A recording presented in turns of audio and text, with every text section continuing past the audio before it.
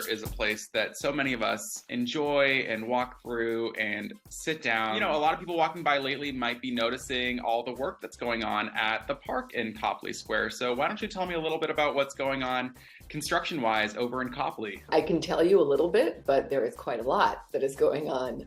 It's a pretty amazing renovation that we're undertaking right now. The pieces that are going to remain in place are the trees that are out there. We're doing a lot of this work to try and extend the longevity of those lovely trees that everybody feels very strongly about, ourselves included.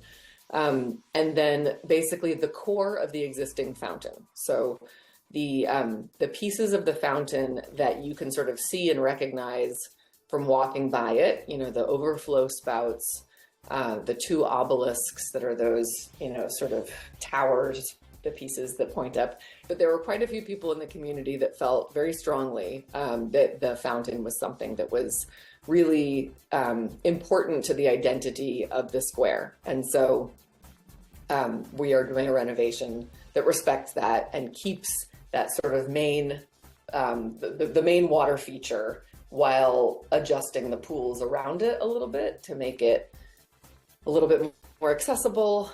A little bit, you know, the sound of the water will be a little bit louder. The experience will be a little bit more intimate. So in addition to protecting the trees and renovating the fountain, we are also realigning some of the pathways. We are installing a lot more planting. They're going to be a significant amount of shrub beds, planting beds, where right now, you know, previously there was just lawn. There is still going to be some lawn, some areas of lawn, but I would say the two largest moves are taking the paved plaza space from in front of Trinity Church and moving it to the portion of the square that is essentially in front of the library. And so that is basically going to create a space that if you're sort of standing in the middle of it, you sort of look over on one side, you've got the library. On the other side, you've got the church. And there's this tremendous sense of connectivity throughout the space.